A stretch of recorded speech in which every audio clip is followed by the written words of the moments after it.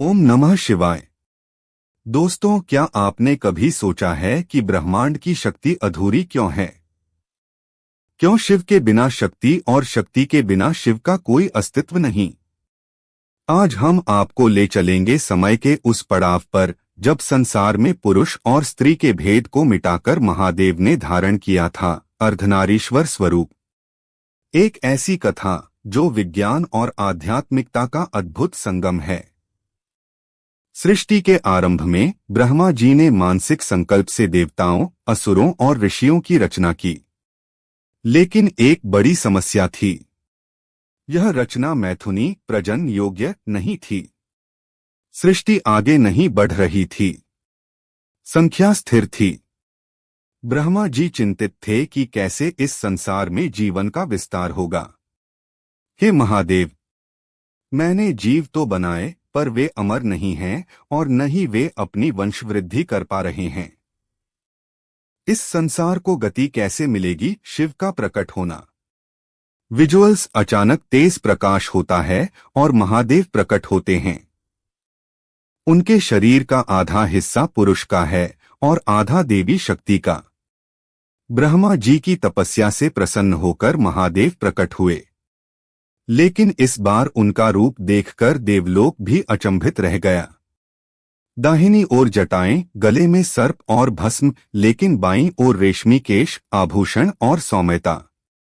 यह था अर्धनारीश्वर स्वरूप। महादेव ने संदेश दिया कि सृष्टि केवल पुरुषत्व एनर्जी या केवल स्त्रीत्व मैटर से नहीं चल सकती। दोनों का मिलन ही पूर्णता है।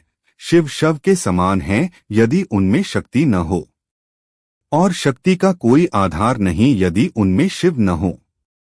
अर्धनारीश्वर का यह रूप सिखाता है कि हमारे भीतर भी ये दोनों ऊर्जाएं मौजूद हैं। दाहिना भाग शिव तर्क, इच्छा शक्ति और सुरक्षा का प्रतीक। बायां भाग शक्ति प्रेम, करुणा और सृजन का प्रतीक। इस स्वरूप की महिमा समझाने के लिए एक रोचक प्रसंग आता है। भृंगी ऋषि केवल शिव के भक्त थे। वे शक्ति को नहीं मानते थे।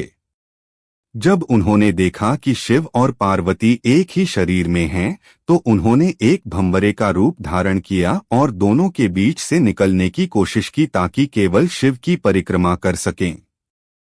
तब महादेव ने उन्हें समझाया, भृंगी, तुम जिसे अलग कर रहे हो वह अलग है ही नहीं। यदि तुम शक्ति का अपमान करोगे तो तुम्हारे शरीर की शक्ति भी तुम्हें छोड़ देगी। और क्षण भर में भृंगी ऋषि का शरीर केवल हड्डियों का ढांचा रह गया, क्योंकि मांस और रक्त, शक्ति का प्रतीक, उनसे अलग हो गए। अर्धनारीश्वर स्वरूप हमें सिखाता है कि स्त्री और पुरुष समान हैं। समाज में किसी एक का भी अपमान पूरे अस्तित्व का अपमान है। जब हम अपने भीतर के शिव और शक्ति को संतुलित कर लेते हैं, तभी हमें मोक्ष और शांति की प्राप्ति होती है।